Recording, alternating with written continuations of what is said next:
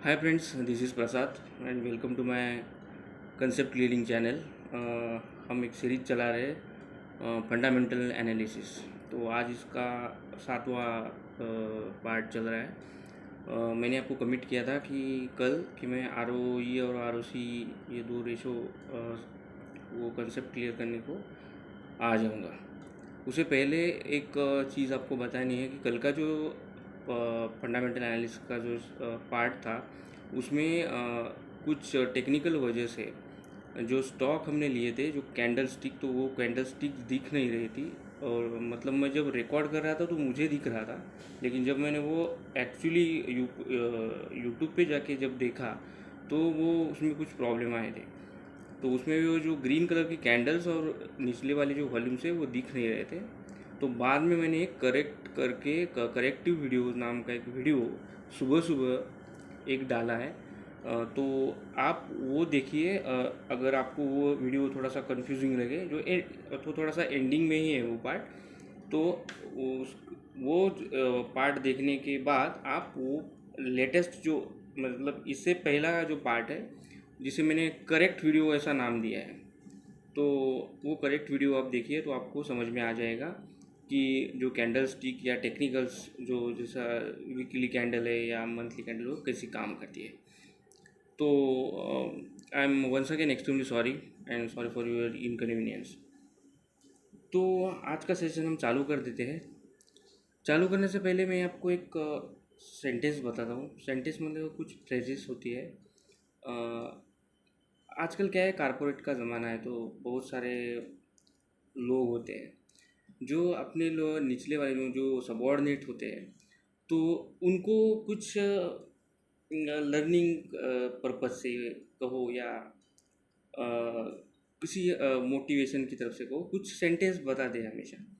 तो उसमें से एक सेंटेंस है, ये फ्रेज है या टॉन्ट है मुझे मालूम नहीं, लेकिन वो ऐसा अपने सबॉर्डिनेट को बताते हैं कि एक्सक्यूजेज जो होते हैं, एक्सक्यूज़ मतलब हम छोटे छोटे रीजंस देते हैं कुछ बेमतलब, मतलब उसे कोई बेसलेस होते हैं वो सामने वालों को भी पता होता है कि ये झूठ बोल रहा है, लेकिन वो छोड़ देते हैं आपको क्योंकि इतने वो छोटे को मतलब पागल जैसी बात होती है। तो वो भी उसको एक कैजुअली लेके उसे उसे मालूम होता है कि ये लेट हर रोज़ लेट होता है, लेकिन अगर वो पकड़ा गया तो वो बोलेगा नहीं गाड़ी पंक्चर हो गई। तो इसे कहते हैं हम छोटे छोटे एक्सक्यूज़। तो एक्सक्यूज़ ये हैंडीकैप्ड होता है, मतलब उसे हाथ पाँव नहीं होते, लेकिन इस दुनिया में वो ज़्यादा चलता है। मतलब हाथ पाँव होने के बजाय भी एक्सक्यूज़ नाम का जो वर्ड है इस दुनिया में ज़्यादा चलता है। तो इस लिंक करूँगा कि मेरा ये मानना है कि ये जो जिसने जो कुछ कंसेप्ट निकाला है, इससे फास्ट चलने वाली एक चीज़ है जिसे कहते हैं पैसा, जिसे चलन ही बोलते हैं। तो कल के वीडियो में भी मैंने बताया था कि पैसा ये चलन है, वो चलना चाहिए। अगर आपने पॉकेट में वो वैसा ही रख दिया या तो आप बोलेंगे मैं सेविंग कर रहा हूँ, तो वैसी बात नहीं रहती। वो हमेशा रनिंग में, वो उसका नाम ही चलन है, वो हमेशा चलना चाहिए।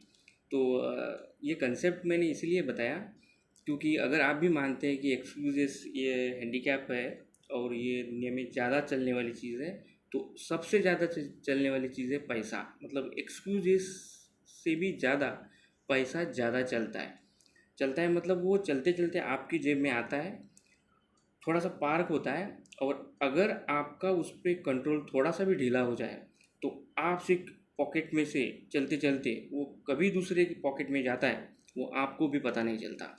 तो इस दुनिया में सबसे चलने वाली चीज़ अगर है तो वो एक्सक्यूजेस नहीं है, वो है पैसा। और ये हम पैसे की बात कर रहे हैं क्योंकि हम शेयर मार्केट की बात कर रहे हैं। तो अगर आपको ये सीखना है कि ये पैसा पैसा आता है, बहुत सारे लोग पैसे कमाते हैं, लेकिन उसे चलाना कैसे, उसे वो चलाना कैसे मतलब वो चलते चलते वक्त आपके पॉकेट में आएगा, लेकिन आपके पॉकेट में आने के बाद उसका जो उसकी जो मूवमेंट है वो उसका जो हक है वो आपको है। You have to control that money, तो वो आपके हिसाब से चलना चाहिए, उसके हिसाब से नहीं। जब वो पैसा उसके हिसाब से चलेगा तो ऑटोमेटिकली आपके जेब से निकल कर दूसरे की जेब में जाएगा, आपको पता भी नहीं चलेगा, क्योंकि उसका नाम ही चलन है। तो ठीक है, हम ये जो मैंने ऐसा ही आपको एक बता दिया, क्योंकि मैंने थोड़ी दिनों में पढ़ा था ये एक फ्रेज, जो बहुत सारे बहुत बड़े जो कारपोरेट्स होते हैं, मैनेजमेंट ट्रेनीज होते हैं, वो अपने सबऑर्डिनेट को ये बताते हैं, मतलब ये थोड़ा सा टॉन्ट ही कहे यार। तो ठीक है, हम अपने सब्जेक्ट पे आते हैं। आर ओ ई हमने बहुत सारे रेशियोज देखे हैं, जिसमें पी ए था, ई पी एस था, शेयर होल्डिंग पैटर्न, प्लेजिंग। तो कुछ रेशियोज रह गए थे, तो मैंने कमेंट किया था आपको लास्ट आर ओ या और आर ओ सी हम लेंगे। तो लेट्स स्टार्ट। तो ये जो शेयर मार्केट का जो कंसेप्ट है, जो इन्वेस्ट करने का, क्योंकि मैंने जो एग्जांपल दिया वो पैसा चलना चाहिए आपके अकॉर्डिंगली। तो आपके अकॉर्डिंगली अगर चलना चाहिए तो you have to invest wisely. Knowledge is not important in this world. Knowledge की कोई मतलब वो ठीक है, आपको नॉलेज है, knowledge is not important, application of knowledge is very important. जो नॉलेज आपके पास है उसका आप अप्लाई कैसे करते हैं। तो जब ये पैसा चीज़ है, ये कैसी चलती है और उसे कैसे चलाना है, ये अगर आपको सीखना है तो आपको एक इन्वेस्टर की माइंड से, जैसा इन्वेस्टर, बड़े बड़े जो इन्वेस्टर्स होते हैं वो जैसा सोचते हैं वैसा आपको सोचना पड़ेगा। और अगर ऐसा वैसा सोचना पड़ेगा तो ये जो फंडामेंटल बेसिक्स है वो आपको क्लियर करने पड़ेंगे। तो ये फंडामेंटल का बेसिक का और एक रेशोज है जिसे कहते हैं हम R O E, return on equity. Return on equity का एक्चुअली जो फॉर्मूला होता है वो ऐसा होता है कि net income divided by shares holder equity. Share holders equity means जो रिटेल इन्वेस्टर्स होते हैं या डी आई एस होते हैं, जो लिक्विड मतलब मार्केट में जो घूमने वाले शेयर्स हैं, वो शेयर होल्डर इक्विटी उससे डिवाइड करते हैं नेट जो इनकम होता है कंपनी का वो। और जो नेट इनकम जो होता है, जो प्रॉफिट कंपनी बनाती है, जनरेट करती है बिफोर पेइंग डिविडेंड्स, मतलब वो डिविडेंड पे नहीं कर रही है, और उसके पहले जो प्रॉफिट होता है उस प्रॉफिट को नेट इनकम कहा जाता है। उसे जब हम टोटल डिवाइड करेंगे शेयर होल्डर्स इक्विटी, मतलब वो नंबर ऑफ शेयर्स, जो इक्विटी का कैपिटल जो है उसको, तो ये आर ओ ई नाम का रेशो हमको मिलता है। ये फॉर्मूला आपको बिल्कुल रखने की ज़रूरत नहीं, क्योंकि जैसे मैंने कल आपको दिखाया ना, जो जो उसके सब रेशोज़ आपको ऑलरेडी मिलते हैं। तो आर ओ ई किस कंपनी का किस दिन कितना है आपको ऑटोमेटिकली मिल गया है, तो आपको कोई कैलकुलेट करना नहीं है। बस मैंने आपको एक वैल्यू एडिशन कहा, और डोंट बोदर कि वो आपको रिकलेक्ट करना है या रिकॉल करना है, आप सीख जाएंगे धीरे धीरे। तो आर ओ सी ये एक एज अ रिटेल इन्वेस्टर के लिए एक बहुत इम्पोर्टेंट थिंग है। जिसका आर ओ सी ज़्यादा है वो कंपनी ज़्यादा इफ़िशिएंटली आपका पैसा मैनेज कर रही है। सेकंड चीज़, जो मैनेजमेंट है वो उसका optimise utilisation of your money करके उसका रिटर्न वापस आपको दे रही है। एक सिंपल लैंग्वेज में ये मैंने बताया। इसमें बहुत सारे कॉम्प्लिकेट, मतलब अगर आप जाएंगे तो बहुत सारे उसमें कॉम्प्लिकेशंस ज़रूर है, लेकिन एक सिंपल लैंग्वेज में आप ऐसा कह सकते हैं कि जो पैसा, मतलब आर ओ ई का, मतलब आर ओ ई का जो रेशियो है, तो जो पैसा आपने कंपनी में लगा है एज अ इक्विटी होल्डर, मतलब एज अ शेयर होल्डर, ये सिर्फ शेयर होल्डर की कैपिटल की बात हो रही है। तो शेयर होल्डर का जो कैपिटल होता है कंपनी के पास, वो वो कैपिटल, वो कंपनी की मैनेजमेंट कितनी इफ़ेक्टिवली, कितनी जिसे इफ़िशियंसी कहते हैं, इफ़िशिएंटली यूज़ करती है प्रॉफिटेबिलिटी बढ़ाने के लिए। तो ये एक मैनेजमेंट भी उसे रिस्पॉन्सिबल होती है। और जो बाकी के जो कंपनी के और स्टैंडर्ड्स होते हैं वो भी इम्पोर्टेंट होते हैं। तो जब आरओई ज़्यादा होता है, इसका मतलब ये है कि कंपनी का आरओई ज़्यादा है तो कंपनी रिटेल इन्वेस्टर जो है, इक्विटी शेयर होल्डर्स है, उनको ज़्यादा अच्छे रिटर्न्स दे रही है। ये सिंपल लैंग्वेज में हुआ आरओई। अब आरओई ये जो जिसका हम देख रहे हैं, तो ये क्या इंडिकेट करता है कि पहली बात तो ये है कि आरओई है तो प्रॉफिटेबिलिटी बढ़ रही है। प्रॉफिटेबिलिटी बढ़ रही है मतलब आपने जो पैसा इन्वेस्ट किया है उसके बदले में आपको प्राइस एप्रिसिएशन या डिविडेंड जो भी जिस फॉर्म में भी हो वो कंपनी आपको दे रही है अच्छी तरह से, मतलब वो प्रॉफिटेबिलिटी बढ़ा रही है। सेकंड चीज़ होती है इसकी इफ़िशियंसी, जो मैनेजमेंट उनकी उसकी उस कंपनी की जो पर्टिकुलर मैनेजमेंट होती है वो कितना एफिशिएंट है, आपका पैसा वो कैसा यूटिलाइज कर रही है, ये आपको ये आरओई जो रेशो है वो सिग्निफिकेंटली आपको बताता है। बाद में ये भी एक होता है कि ये इसकी जो फाइनेंशियल हेल्थ कंडीशन है वो कैसी है, क्योंकि अगर आरओई जब कम हो तो आपको प्रॉफिटेबिलिटी उसमें कम दिखाई देगी। आपको वो रिटर्न इसका ये इंडिकेट कर रहे हैं कि अगर आप उस कंपनी में बने रहें या आप अगर उस कंपनी में ऑक्यूलमेंट करना चाहते हैं तो मान लो आपने 1 रुपया इन्वेस्ट किया तो उतना परसेंट जितना आपको रिटर्न्स चाहिए तो वो रिटर्न्स वो नहीं देंगी। हो सकता है उसमें कुछ अलग अलग रीजंस हो, तो उसका ऑप्टिमाइजेशन ऑफ योर मनी वो कंपनी कर नहीं पा रही है किसी भी कारण।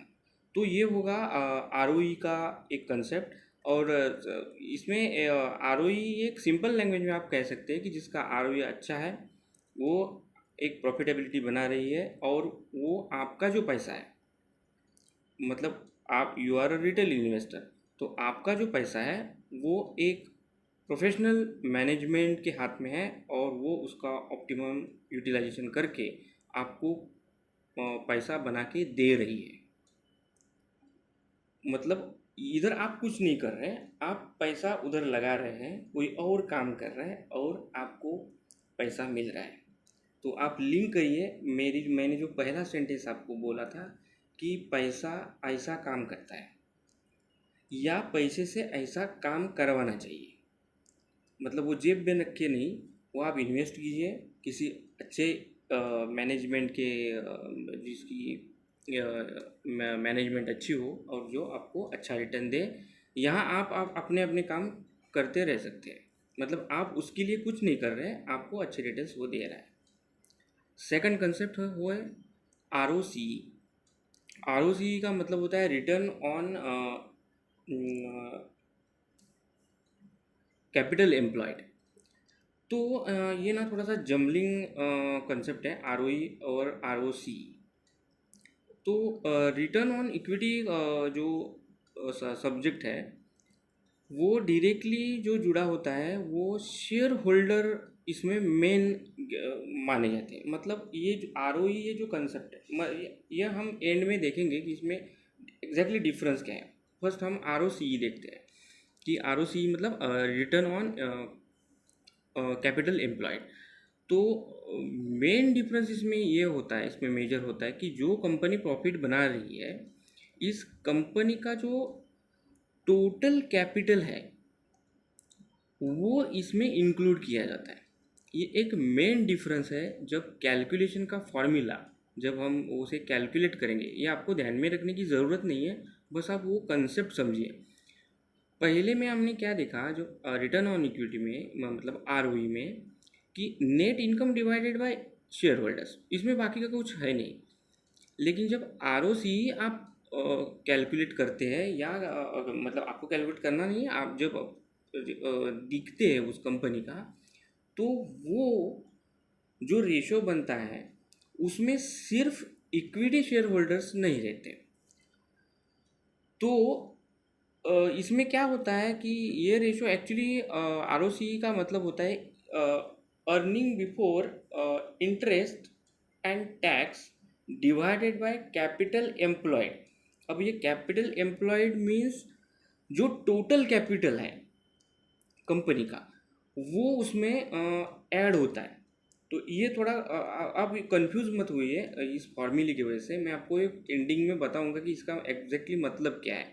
सिर्फ अब एक अगर आपको ये थोड़ा सा वैल्यू एडिशन चाहिए जिन लोगों को कि ये आर या earning before interest and tax divided by capital employed, तो ये चीज़ें होती है जिससे आर होता है। अगर आपको ये वैल्यू एडिशन मतलब अगर एल बी डब्ल्यू आउट हो गया तो ज़रूरी नहीं है कि आपको ये उसका लॉन्ग फॉर्म पता हो कि L B W means leg before wicket. तो ज़रूरी नहीं है आपको ये, क्योंकि ये कॉमन सेंस है। हाँ, ये एल बी डब्ल्यू आउट हो गया, आउट हो गया। तो आप इसका अगर आपको उसका मतलब मालूम ही होना चाहिए, नॉट नेसेसरी। तो इसीलिए मैंने ये चैनल का नाम कंसेप्ट क्लियरिंग लिखा है, क्योंकि I am believe in concept. तो ये कंसेप्ट क्लियर होने चाहिए आपको कि एग्जैक्टली चल क्या रहा है। आपको अगर वो कंसेप्ट आया तो आपको फॉर्मूला विर्मूला की ज़रूरत नहीं है। तो ये जो रेशियो डिवाइड होता है इसमें अर्निंग बिफोर इंटरेस्ट भी होता है और टैक्स भी होता है। मतलब जो टैक्स और जो इनकम टैक्स दे रही है और जो टैक्स कंपनी पे कर रही है, इसके अर्निंग टैक्स भरने के पहले का जो अर्निंग होता है उसमें टोटल जो कैपिटल होता है कंपनी का अपार्ट फ्रॉम शेयर होल्डर, मतलब इसमें शेयर होल्डर भी इंक्लूड होते हैं, तो ये रेशो निकलता है। इसका ये भी एक ऐसा आप बता सकते हैं कि बताता है कि मैनेजमेंट कितना इफेक्टिवली आपका कैपिटल, आपका मतलब इसमें आपका भी होता है और टोटल कैपिटल भी होता है। तो इसमें टोटल कैपिटल कौन सा होगा कि इसमें इंटरेस्ट भी वो पेड करेगी बाद में। तो ये इंटरेस्ट और जो डेट होते हैं, मतलब जो कर्जा होता है, तो इसमें थोड़ा सा ये एक जम्बलिंग टाइप क्रिएट फेज हो जाती है कि जनरली आरओसी इसमें सिर्फ इक्विटी शेयर होल्डर को ही रखा जाता है। तो आप if you are a investor और आपको एक कंपनी में इन्वेस्ट करना है और उसका लॉन्ग टर्म होराइजन आप अगर उसका पिछला आरओई देखें तो ठीक ठाक चल रहा है, और आप बाकी के जो उसके कॉम्पिटिटर्स है पीयर्स उनके साथ कंपेयर करते हैं और आपको ऐसा लगता है कि इसका रिटर्न ऑन इक्विटी ज़्यादा है, तो आपको वो कंपनी अच्छे गेंस देंगी। वैसा ही है आर में भी, मतलब दोनों जो पैरामीटर्स हैं वो सेम आपको बता रहे हैं कि कंपनी प्रॉफिटेबिलिटी दे रही है, कंपनी की मैनेजमेंट इफ़ेक्टिवली पैसा जो आपका है या जो कंपनी का ओन कैपिटल जिन्होंने इनिशियली जो लगाया है उसका ज़्यादा से ज़्यादा इस्तेमाल करके वो प्रॉफिट जनरेट कर रही है। तो ये प्रॉफिट मेकिंग कंपनी है। मतलब अल्टीमेटली आप ऐसा डायरेक्टली प्रोपोर्शनल टू ईपीएस भी कह सकते हैं कि ये उसका ईपीएस भी ज़्यादा होना चाहिए, लेकिन वो ऐसा होता है ऐसा नहीं है। ये हम आज जैसा जैसा आगे जाएंगे वैसा वैसा हम देखेंगे। तो आरओसी रिटर्न ऑन इक्विटी में सिर्फ शेयर होल्डर का ये होता है, और रिटर्न आरओसी में टोटल कैपिटल जो होता है कंपनी का, मतलब जो शेयर होल्डर्स है वो भी और कंपनी का इनिशियल जो उन्होंने जो कैपिटल डाला हुआ है वो भी होता है। तो दोनों का मतलब सेम ही है कि दोनों प्रॉफिटेबिलिटी बना रही है, लेकिन इसमें थोड़ी सी एक दिक्कत है कि कभी कभी क्या होता है कि जब आप आरओसी देखते हैं और आरओसी देखते हैं तब कभी कभी इसमें छोटा सा डिफरेंस होता है। दोनों भी आपको बता रहे हैं कि company optimum utilisation of your money कर रही है, तो इसमें कुछ प्रॉब्लम नहीं है, प्रॉफिटेबिलिटी दे रही है और फ्यूचर भी अच्छा रहेगा क्योंकि पास्ट भी वो वैसा ही काम कर रही है तो आप उसमें फ्यूचर आप उसमें देख रहे हैं। लेकिन कभी कभी ऐसी सिचुएशन क्रिएट हो जाती है कि are O C R O ई से ज़्यादा है, तो थोड़ा सा इसे एक you can't say it's negative, क्योंकि बहुत सारी चीज़ें ना ब्लैक एंड वाइट में नहीं होती दुनिया में, कुछ ग्रे एरिया में होती है, मतलब वो बफर जोन में होती है। उसमें आप यू हैव टू प्रूव कि वो निगेटिव है अगर आप निगेटिव कहना चाहते हैं, या पॉजिटिव है अगर आप पॉजिटिव कहना चाहते हैं। तो आपका जो कन्वीनियंस पावर होता है या कन्वीनियंस स्किल होता है, उस पर ये डिपेंड रहता है कि ये एग्जैक्टली क्या चीज़ है। तो ये हम इसे निगेटिव नहीं मानेंगे। लेकिन जब आर ओ सी ग्रेड जो जब ज़्यादा होता है आर ओ ई से, तो उसे अच्छा नहीं माना जाता, क्योंकि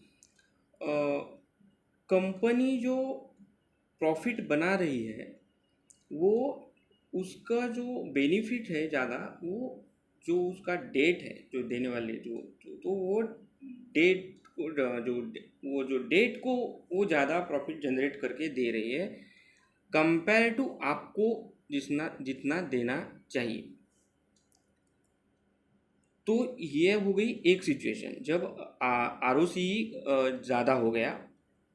तो और जब कभी कभी ऐसा होता है कि जब आर ओ ई ज़्यादा होता है आर ओ सी से, तो ये बात शेयर होल्डर्स को एक अच्छी पॉजिटिव संकेत देती है कि अपना अ, जो पैसा है वो सेफर है। तो मोरल ऑफ द स्टोरी इसमें ये है, आर ओ सी ना ये थोड़ा सा अलग कंसेप्ट है। इसमें ये अर्निंग बिफोर टैक्स और डेट मतलब जो इंटरेस्ट होता है, तो ये इसमें बाकी का कैपिटल है।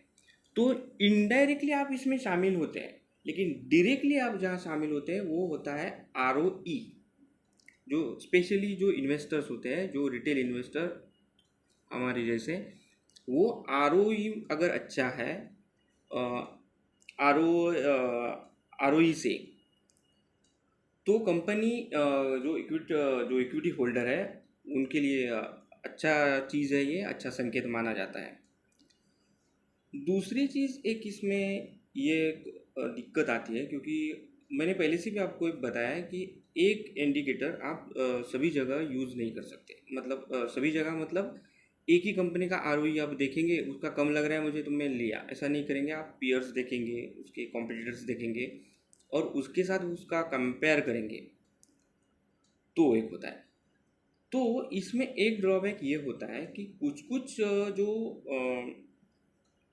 कंपनीज होती है, वो उनके पास एक जिसे बोलते हैं आप कि एक कैश पड़ा होता है, कैश रिजर्व जिसे बोलते हैं। कैश रिजर्व मतलब हमने जो पहले वीडियो में देखा था कि गंगा जी जो पुराने ज़माने के लोग थे ना, वो कुछ अपना पैसा, थोड़ा सा हिस्सा इनकम का बाहर रख देते थे। तो वैसा ही कंपनी के पास भी एक कैश रिजर्व होता है, मतलब उसके पास एक अच्छी खासी कैश होती है। क्योंकि कैसा है कि कंपनी का भी एक कैश फ्लो का एक साइकिल होता है। तो उसे ये कैश फ्लो एनालिसिस भी एक चीज़ है जो हम कभी देखेंगे आगे आगे जाके। लेकिन मैं आपको एक शॉर्टली बताता हूँ, क्योंकि ये कैश फ्लो के रिलेटेड सब्जेक्ट है। कुछ कुछ कंपनियां ऐसी होती है कि जिनको मतलब ये ऐसा एक जनरल आप एक दो तीन एग्जांपल लीजिए। एक जनरल बिजनेसमैन है, वो किसी को भी क्रेडिट नहीं देता है। तो ऐसे आप शॉपकीपर लीजिए, आप जो आपके सिटी के कुछ शॉपकीपर्स होते हैं, आप डिवाइड कीजिए उनको एक दो तीन कैटेगरी में। एक शॉपकीपर होता है, वो आपको बिल्कुल क्रेडिट नहीं देता। वो बोलता है अगर आपके पास आपको ये चाहिए तो इसका 100 रुपीज़ हो गया, 100 रुपीज़ मुझे पहले दो, बाद में वो जो आप चाहिए आप लेके जाओ। मतलब वो आपको क्रेडिट नहीं दे रहा है। दूसरा जो शॉपकीपर होता है, वो थोड़ा सा फ्लेक्सिबल होता है। उसे मालूम होता है ये अपना रेगुलर कस्टमर है, तो वो क्या कहता है कि ठीक है, ज़्यादा से ज़्यादा 15 दिन में उसकी सैलरी 15 दिन में होती है, तो 15 तारीख को उसे मालूम है कि 30 तारीख को उसकी सैलरी आ जाएगी, तो 15 तारीख को वो उसे देता है। तो 30 तारीख को उसको वो पैसा, वो जो हमारे जैसा जो ऑर्डिनरी कस्टमर है वो उस शॉपकीपर को देता है। तो ये हो गया 15 दिन का। तीसरा शॉपकीपर ऐसा होता है कि उसे मेरे जैसा एक कस्टमर आ जाता है जो काफ़ी स्मार्ट होता है। स्मार्ट मतलब थोड़ा सा जिसे बोलते हैं डिफ़ॉल्टर हो सकता है वो। तो वो बोलता है कि मुझे थोड़ी सी अर्जेंट सी थी और मेरी सैलरी नहीं हो रही है, कुछ भी वो का जो एक्सक्यूजेस बताते हैं ऐसे बताएगा यूजलेस, और वो क्या करेगा, वो कुछ परचेस करेगा और वो उसे देगा ही नहीं। हो गया। तो इसमें एक कैश फ्लो का कंसेप्ट मैं आपको समझाने की कोशिश कर रहा हूँ कि जो पहला जो शॉपकीपर है जो आपको क्रेडिट बिल्कुल दे नहीं रहा है, वो बोल रहा है 100 रुपया दे दो मुझे, मैं 100 रुपया आपको दूंगा, बस नो क्रेडिट, आपको कुछ मतलब मैं उधार कुछ नहीं दूंगा, तो उसका कैश फ्लो पॉजिटिव में रहेगा। क्योंकि क्योंकि जो गुड्स बेचता है तो उसका प्रॉफिट ऑफ मार्जिन भी होता है, तो उसे वो पहला इमीडिएटली मिल जाएगा। दूसरा है, उसे थोड़ा सा कैश फ्लो में प्रॉब्लम आ सकता है। कैसा होता है कि जब आपको 15 का जो दिन का गैप होता है, तो ऐसे अगर आपको हर रोज़ एक आदमी मिल जाए तो आपका जो कैश फ्लो है वो डिस्टर्ब होना चालू हो जाता है। क्योंकि आपके दुकान में ऐसे भी लोग आएंगे जो कैश दे के वो लेके चले जाते, तो उनको सर्विस देने के लिए आपको तो नया जो गुड्स है वो लाना ही पड़ेगा। मतलब आपका इन्वेंटरी आपको करना ही है, क्योंकि उसने आपको, एक कस्टमर ने आपको 15 दिन में कमिट किया है, इसीलिए आप 15 दिन रुकेंगे नहीं। तो आपको इन्वेंटरी करनी है उसको, तो इन्वेंटरी करनी है तो उसको आपको पैसा देना ही है। तो इसका मतलब हो गया कि उसका कैश फ्लो में थोड़ा सा प्रॉब्लम आ गया। तीसरा शॉपकीपर हम देखेंगे कि वो पूरा डिफ़ॉल्ट ही हो गया, मतलब उसका कैश फ्लो ही रुक गया। ऐसे ही जो कंपनी की कैटेगरीज होती है उनको कैश फ्लो, जो उनके कैश फ्लोज होते हैं, क्योंकि कुछ कुछ कंपनियां ऐसी होती है उनके कैश फ्लो पॉजिटिव होते हैं। मतलब पॉजिटिव मतलब उसको एडवांस ही मनी मिल जाते हैं और बाद में वो सप्लाई, मतलब उसको डिफॉल्ट करने का कुछ चांस नहीं मिलता, इसे बोलते हैं पॉजिटिव कैश फ्लो है। कुछ लोगों का थोड़ा सा निगेटिव कैश फ्लो होता है, मतलब जो मैंने बीच में से जो शॉपकीपर आपको बताया कि ठीक है 15 दिन में है ना, तो ठीक है मैं एडजस्ट करूँगा। तो कभी कभी उसे भी दिक्कत हो जाती है क्योंकि जब उसे इन्वेंटरी करनी है तो वो जो वहाँ से ला रहा है उसे कोई क्रेडिट नहीं मिल रहा है, लेकिन वो इसे क्रेडिट दे रहा है, तो इसमें थोड़ी सी दिक्कत आ जाती है। और जो तीसरा वाला होता है तो उसे आप क्लियरली कह सकते हैं कि he is in negative cash flow, मतलब उसको वो कैश मैनेज ही कर नहीं पा रहा है क्योंकि वो डिफ़ॉल्ट में जा रहा है।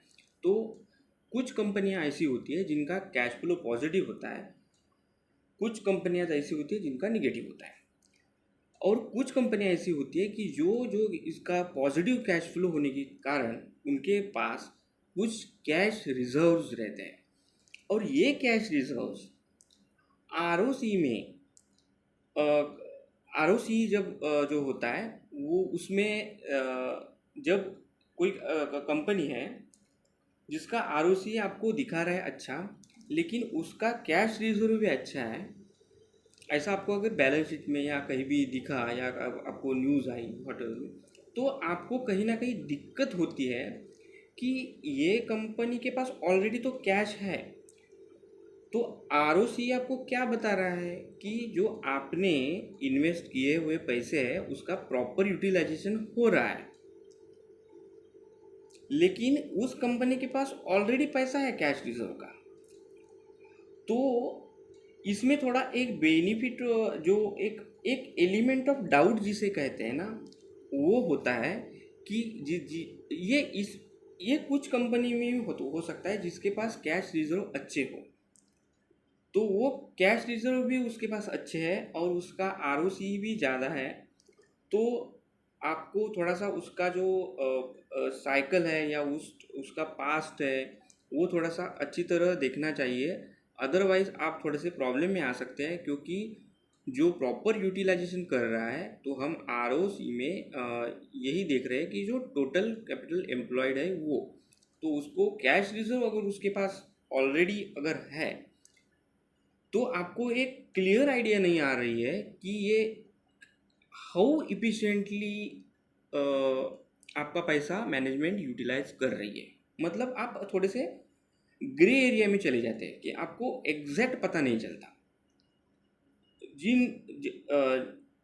ऐसा कुछ कुछ ही कंपनीज ऐसी आपको मिलेंगी कि जिनके कैश रिजर्व काफ़ी अच्छे होते हैं, और इसमें कुछ स्मॉल कैप भी कंपनीज हो सकती हैं जो काफ़ी जिनके, जिसे कैश रिच कंपनी कहा सकते हैं हम, जिसमें कैश में कुछ प्रॉब्लम नहीं होता। या ऐसी भी स्मॉल कैप कंपनी आपको मिलेगी, वो कम्प्लीटली डेट फ्री होगी। ये भी मैं आपको इसी वक्त क्लियर करता हूँ। लेकिन इसका मतलब ये नहीं कि आप इमीडिएटली स्मॉल कैप में जाइए। तो मैं उसी वो जो मैंने सेंटेंस बताया था कि आपको ये स्मॉल कैप में जाना नहीं है, तो अभी तक जाना नहीं है, क्योंकि आपको उतना नहीं आइडिया आएगा कि क्या कैश रिच कंपनी है, लेकिन वो उसका यूटिलाइजेशन कहाँ कर रही है, कैसी कर रही है, ये आपको पता नहीं चलता। तो हमने ये देखा कि आरओई है, ये डायरेक्टली प्रोपोर्शनल है प्रॉफिटेबिलिटी में, या आपका जो वैल्यू, आपने जो पैसा उसको दिया है, उसका वो मैक्सिमम यूटिलाइज कर रही है या नहीं कर रही है। अगर उसका आरओई अच्छा है तो वो प्रॉफिटेबिलिटी बना रही है, उसकी मैनेजमेंट काफ़ी इफ़ेक्टिव है, या इफ़िशियंट है, और तीसरी चीज़ उसका फ्यूचर भी अच्छा है।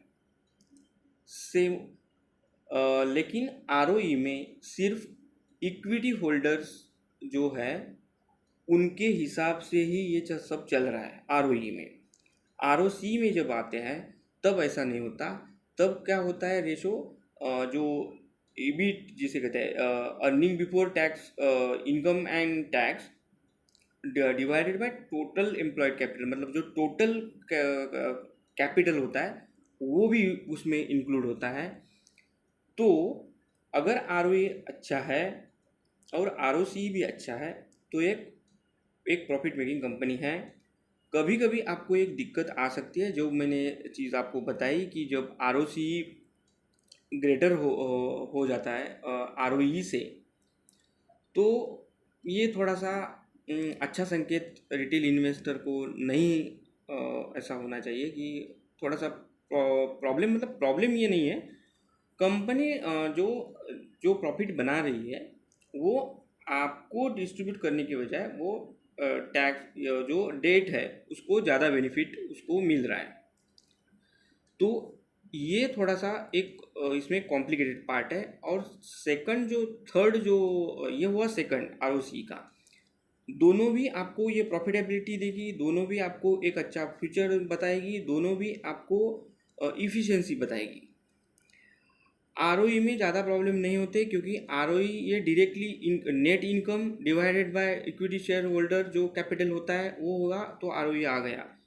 जो जो आपको ज़्यादा ध्यान रखना पड़ेगा वो आरओसी का रखना पड़ेगा, कि अगर आरओई से ज़्यादा है तो वो आपके लिए तो चांदी ही चांदी है। मतलब वो आपका इक्विटी काफ़ी इफेक्टिवली यूज़ कर रहा है और आप सही जगह पैसा इन्वेस्ट कर रहे हैं। लेकिन आरओसी अगर आरओई से ज़्यादा हो गया तो कंपनी बेनिफिट, जो कंपनी जो जनरेट कर रही है प्रॉफिट, उसका जो बेनिफिट है वो कंपैरेटिवली आपको कम मिल रहा है या मिलने के चांसेस है। इसका मतलब ये नहीं है कि वो कंपनी अच्छी नहीं है, या वो मतलब उसमें इन्वेस्ट करना ही नहीं है, लेकिन ये थोड़ा सा ग्रे एरिया में आ जाता है। और जो थर्ड पॉइंट है कि कुछ कंपनियां ऐसी होती हैं जिनके पास कैश रिजर्व ज़्यादा होते हैं, या आप कैसे हैं कि जिनके पास काफ़ी अच्छा कैश फ्लो जो होता है वो पॉजिटिव होता है, उसमें ये थोड़ा एनालाइज करना कि क्या एनालाइज कर रहे हैं हम ये आरओसी या आरओई में, कि how efficiently our money utilise by the management. तो जिसका ऑलरेडी कैश रिजर्व है, तो इसमें हम ये एनालाइज करने में थोड़े से कंफ्यूज हो सकते हैं या होते भी है कि कंपनी जो अगर सचमुच कंपनी अपना जो अपना मतलब इन्वेस्टर का पैसा अच्छी तरह से यूटिलाइज कर रही है या नहीं कर रही है। तो एक ग्रे एरिया है, ये एक्सेप्शनल केसेस होते हैं। तो इसीलिए आपको मैं वापस एडवाइस करूँगा कि आपको आरओई आरओसी जब देखना है तब आप कंपैरेटिव पीयर्स से कंपेयर कीजिए, पास्ट का परफॉर्मेंस कंपनी का देखिए, जिसके बाद उसका कैश फ्लो, जो कैश फ्लो एक एनालिसिस होता है, तो होता है मतलब वो मैंने आपको मतलब वो 90% बता ही दिया है, बस वो थोड़ा सा एक नॉर्मल लैंग्वेज में बता लिया शॉपकीपर के लैंग्वेज में। लेकिन ऐसी भी कंपनीज होती है जिनका कैश फ्लो मतलब उनको एडवांस ही पैसे मिल जाते हैं। तो जिनका कैश फ्लो ज़्यादा है तो वहाँ आरओसी थोड़ा सा आपको अगर सिर्फ आरओसी पे ही आपको अगर एनालाइज करना है कि जो मैनेजमेंट है वो कितनी इफ़िशिएंट है या वो आपका मनी का जो ऑप्टिमाइजेशन यूज़ कर रही है या नहीं कर रही है, ये एनालाइज करने में थोड़ी सी दिक्कत आ सकती है। लेकिन इसका मतलब बिल्कुल ये नहीं है कि अगर कैश रिजर्व कंपनी के पास है तो इसका मतलब कैश रिजर्व है कंपनी के पास है मतलब कंपनी प्रॉफिट बना रही है, तो आपको ज़्यादा सोचने की ज़रूरत नहीं है। लेकिन इफ़ यू आर एकदम आप एक लॉन्गर होराइजन में अगर आप देख रहे हैं तो ये ऐसी जो कंपनी है जिसमें पास कैश रिजर्व ज़्यादा है और जिसका आरओसी भी जो दिखा रहा है वहाँ से आपको प्रॉपरली थोड़ा सा अंदाज़ा नहीं आता, यही इसका एक थोड़ा सा ड्रॉबैक है। इसका मतलब ये नहीं है कि आप जड़ से निकल जाए, इसका कोई प्रॉब्लम नहीं है, क्योंकि आपका मतलब प्रॉफिट से है, कंपनी प्रॉफिट बना रही है, वो कैश रिजर्व से बना रही है या कैसे। आपका जो ज़्यादा तो होता है आरओई, अगर आरओई से ज़्यादा है तो आपके लिए अच्छी बात है। आरओसी अगर है तो हाँ थोड़ा सा आप सोच लें।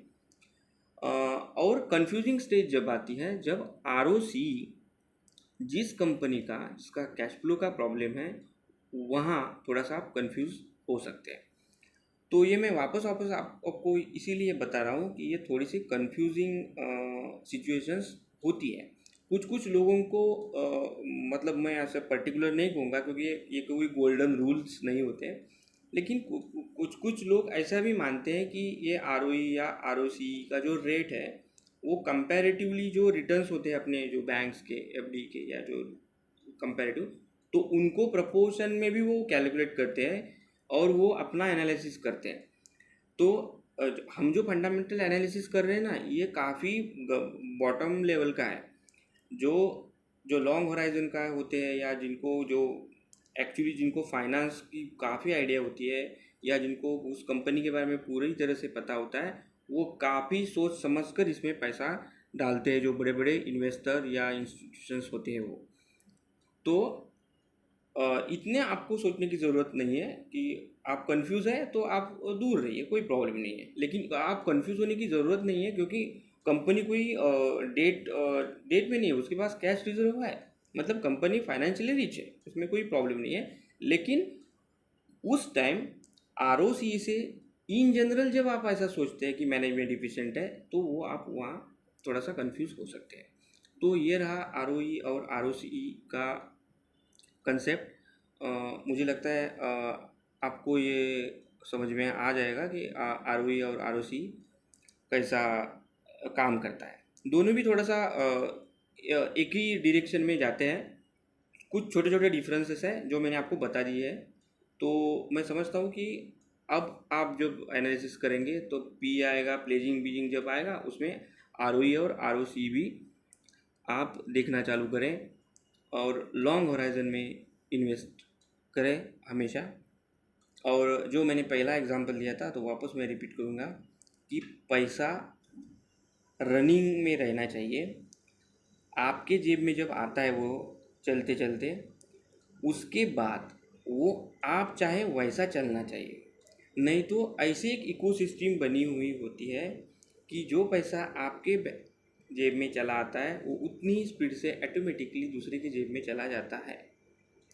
वो कैसा चला जाता है, ये धीरे धीरे आपको पता चलेगा कि क्या क्या इसमें एक्टिविटीज़ होती है।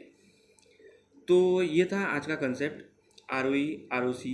एक्चुअली मुझे थोड़ा सा लेट हो गया, तो ये शायद वीडियो लेट नाइट अपलोड हो जाएगा।